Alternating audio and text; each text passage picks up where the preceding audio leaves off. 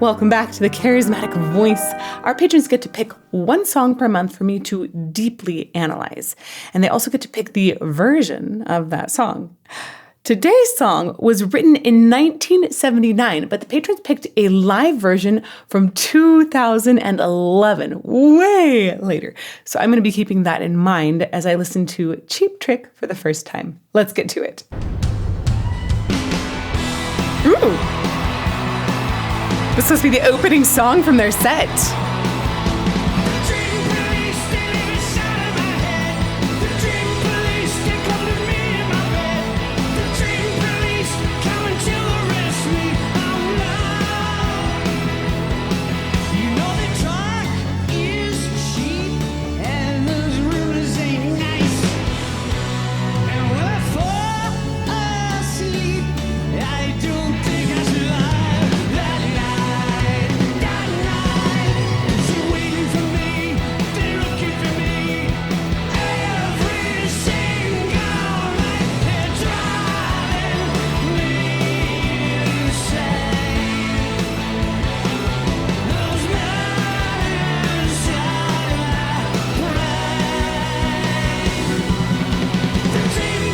Okay, there we go. I think we finally got back to maybe the chorus there. I am really interested in this music. I like the very upbeat feel to it. I think I just really like it when I have a lot of orchestral elements, symphonic elements that are brought into contemporary music. But I'm particularly intrigued by his vocals. This is Robin Zander. Right. And I'm thinking, wow, how old is he now? Because there are so many people that can do a vocal like this for a short period of time, but to be able to sing it and tour with it for decades, that is a different level of singing, you guys. That's another beast entirely. And I like a lot of the inflections that he's creating, as well as the continued focus of resonance. Let's go back to the beginning and analyze all of this goodness. Like immediately we have some strings in the background. Okay. I wanted to pause because I was thinking, okay, yes, there's orchestra, but what is this? So it's like a bi-level stage. How cool is that? You essentially have your contemporary band on the bottom and classical orchestra on top. Beautiful.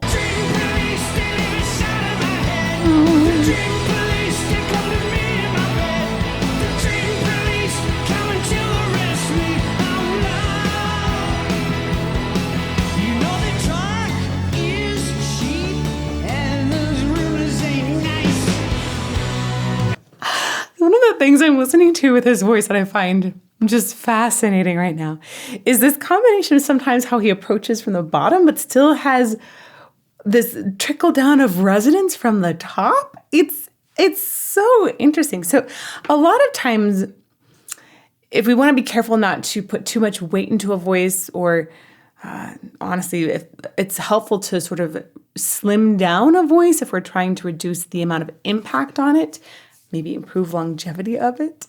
So sometimes when I think about trickling down, it brings a little more, this idea of trickle down can bring more CT engagement instead of TA. But also it can really help with the idea of focusing the sound forward. I hear this idea of trickle down in his voice all the time. It's like always present. But at the same time, I hear the pitch sometimes sliding up, and it's this maneuver that is absolutely fantastic. It would be totally, most people I don't think would be able to do that very well because they would think that those motions contradict each other, but they can actually go together very well.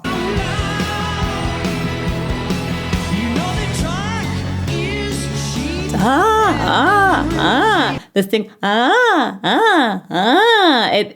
it does feel almost like it's spoken and elongated there, but you get this idea of sliding in from the bottom. But he's keeping that position and resonance quite high.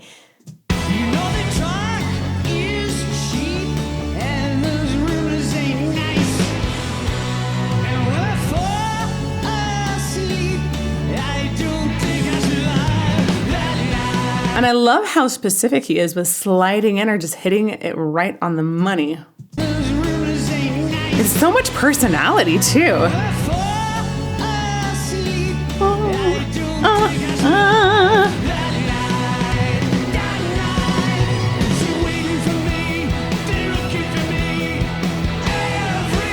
This is cool. Like, it almost feels a tiny bit progressive right there.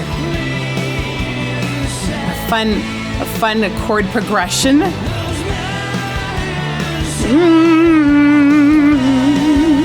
It was shifting between major and minor there in an unexpected way.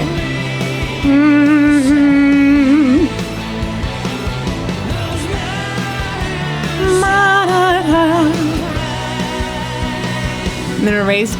That's so cool.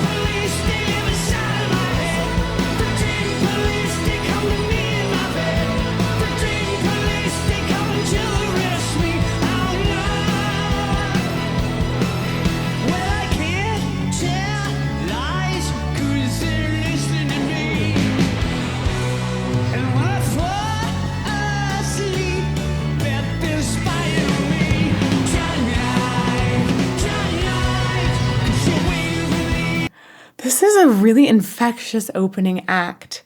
I like the way that everyone on stage seems like they're so in the moment in playing it. And when he looks back to other people on the stage, you can feel that there's this communal creation that's happening. It's not like anybody's trying to be in a silo on stage. They are there together and they're excited about what they can all make that's greater than one individual. I like that a lot.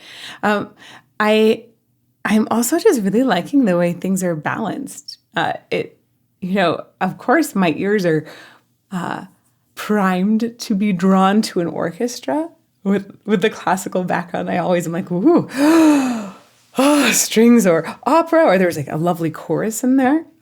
But I don't feel like it's covered or overwhelming in the mix. I think it'd be really hard to mix things live too. It's very delightful. It feels like a team of people that are really well balanced.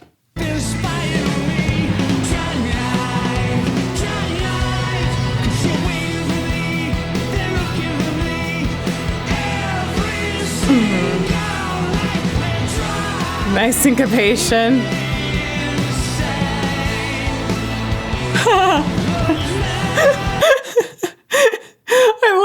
I love this guy that does the kick. Who is this? Is this Tom Peterson or Rick Nielsen? I think that's gonna be Rick Nielsen. This is amazing because he does this kick like he's a young whippersnapper, and he doesn't look so young anymore. But he's like, I can still do my kick. Boom.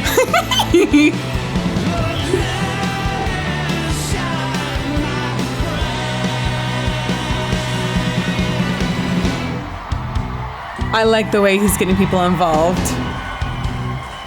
That's a good beat and a good bass line.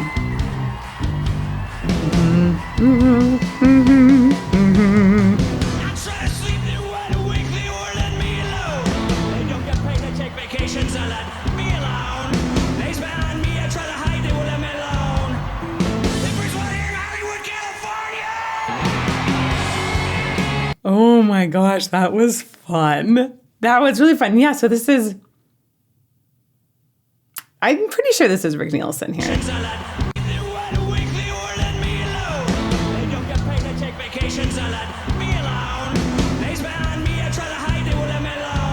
So one of the interesting things about this section is at first he starts it and he's like very much sinking into a particular groove, like it's on a beat or on a grid in rap. But then he goes into this part that feels a little bit more spoken because it's breaking out of that rhythmic confines for just a moment.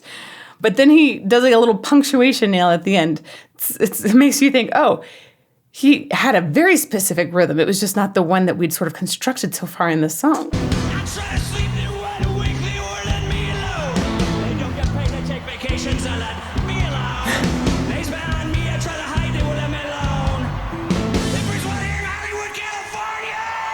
Cool, and I like the grit in his voice too.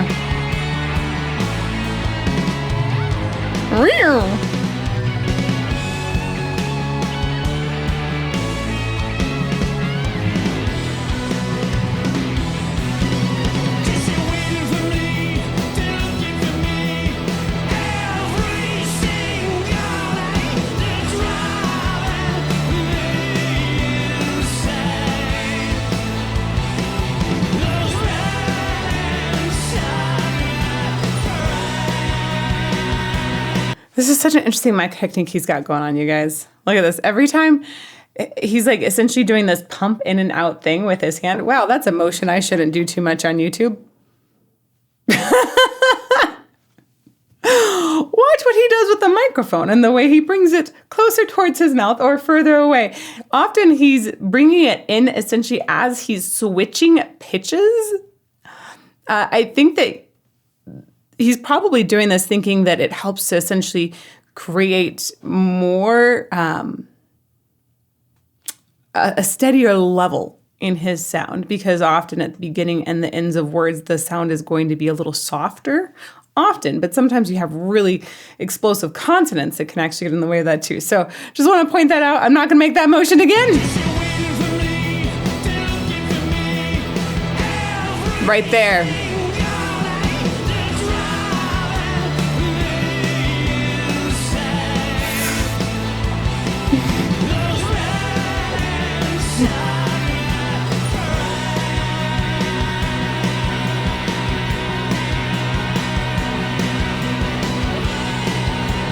Ooh.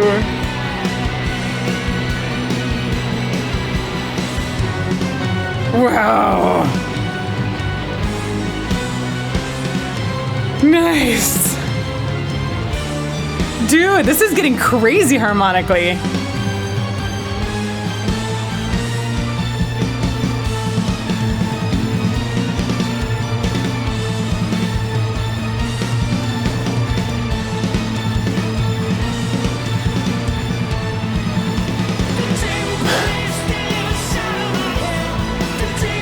Oh my gosh, you guys, that was wild.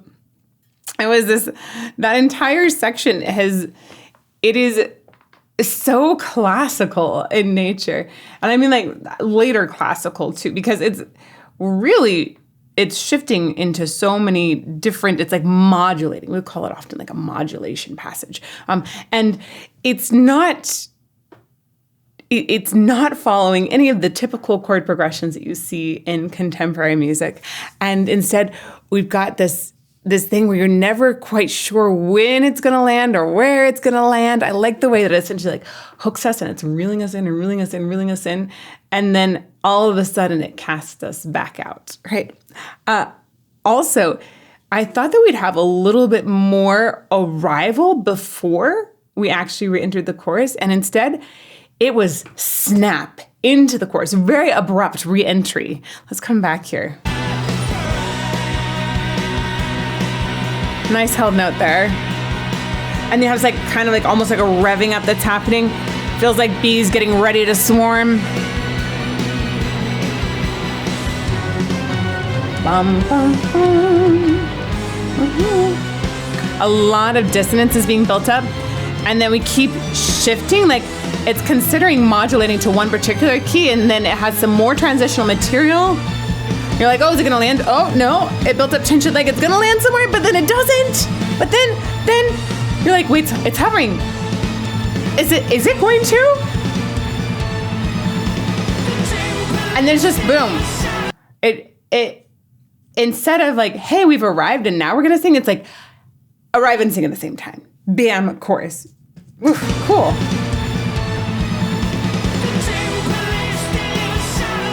They kind of remind me of ELO a little bit, who I really like. So I just want to mention one other thing here. For something that is essentially so explorative harmonically, it's so interesting that you have such a simple melody in the chorus.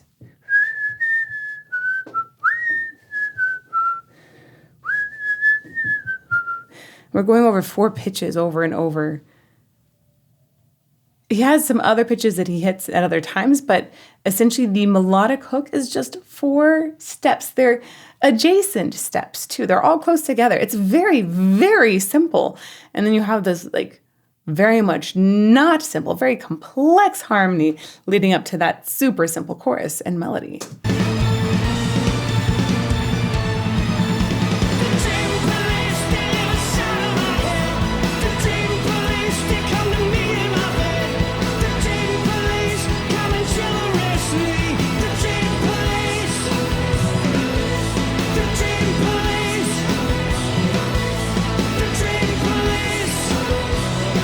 I just have to mention, I feel like it's wrapping up here. I have to mention one other thing. I think it's so interesting that this is all so upbeat when it's essentially about being policed in your dreams, right? Just from reading through the lyrics, I would have expected this to have a lot more minor anxiety-driven riffs. Instead, it's so peppy and happy. Maybe the very exploratory harmonic section, maybe that was like getting crazy the way your dreams can go totally nuts. You're like, oh, I'm flying, and then I'm a robot, and then I'm eating chips that were made on Mars, right? And I like the way that dreams can be totally crazy like that. Maybe that's what that section was, but there's a disconnect for me right now between these lyrics of why I can't tell lies because they're listening to me, and when I fall asleep, they're spying on me. Somebody's spying on you in your sleep. They're watching you, right? That is anxiety ridden, and I just don't feel that in the music at all.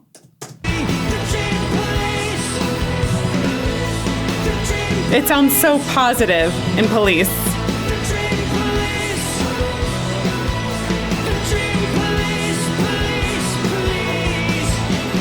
Police, please.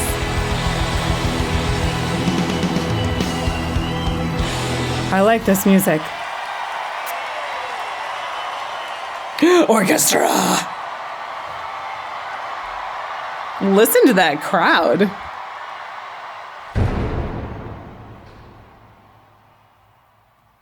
Makes me wonder where it's going next. What an interesting introduction to a band. A song that's written in the 70s, but a performance from 2011. And it sounds so fresh and vibrant, too. I really love the energy from everyone that is performing. And I think the combination of orchestral and weird harmony and simple melody it's just so attractive and invigorating. I really, really like it. So thank you so much, patrons. What a wonderful selection. If you guys would like to see some more analysis of choices made by our patrons, check out this playlist over here. And may you fall more in love with music every day. Mwah.